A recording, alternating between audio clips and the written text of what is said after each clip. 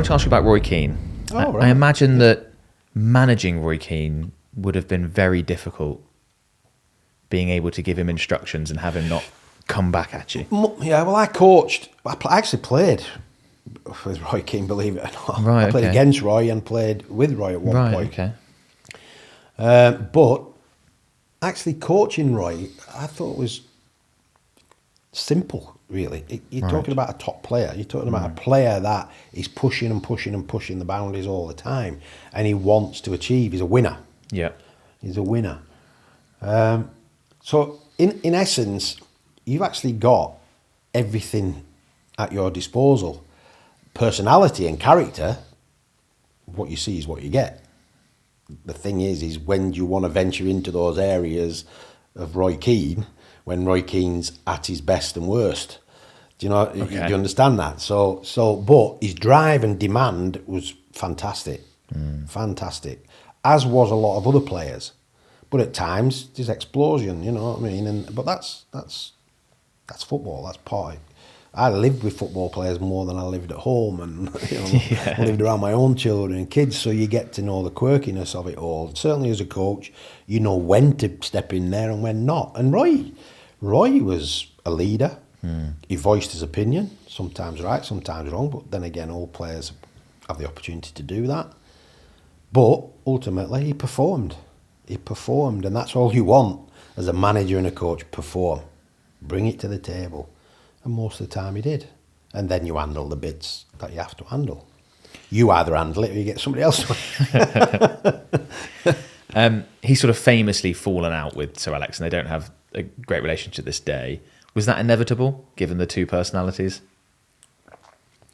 I can't really answer that one for you, other than whatever happened between them two, and you're not the only person to ask that question, and what was that like? But Yeah. my relationship was okay. It was okay. Okay.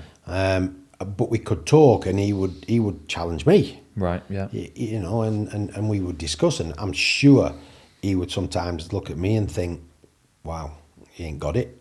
It's not happening." Right. And I would probably think the same things now and again. That Yeah. come on, Roy, calm down, or come on, Roy, there's a bigger picture here. Okay. So I think, I still see Roy now, and we still talk, we discuss certain things, and he is exactly what you get. So don't go looking for anything other than what you're going to get. Do you know what I mean? Yeah. And just be reasonable. He's a good guy. Roy's intelligent. He's bright. He knows football, but he knows Roy Keane's football, Okay. which is pretty winning mentality. Is it difficult to let go and sort of move players on, especially if they've been incredible players for you for a long time, but you feel the time is right? Yeah, you get an attachment. You definitely get attached to a lot of football players for different reasons, because they bring different qualities, or they're just great people, they're great lads, and you want the best for them. But you've also got to have a detachment, knowing the game, knowing what is round the corner, and it's performance. It's bringing your A game every day, all the time in the competition, because you're being judged. And there are moments when you have to make those decisions.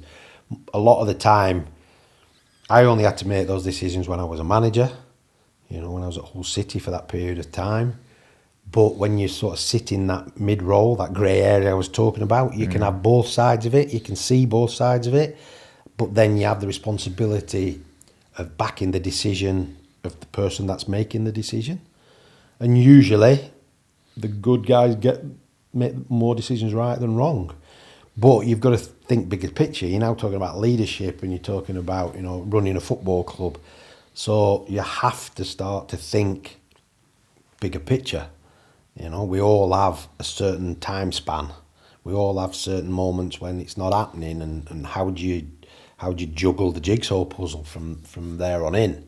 And you have to make decisions that sometimes, I don't know any manager, I wouldn't like to think any manager loves to pick his 11 every game when he's got 30 players at his disposal, who are all fit, Always difficult. all capable. Yeah. I would think that's possible. Well, I know, but I don't know it at the level that Sir Alex or Mr. Klopp would do or Pep, that must be one of the hardest things ever to do. If you want to watch my full podcast with Sir Alex Ferguson's right-hand man, you can do so right here.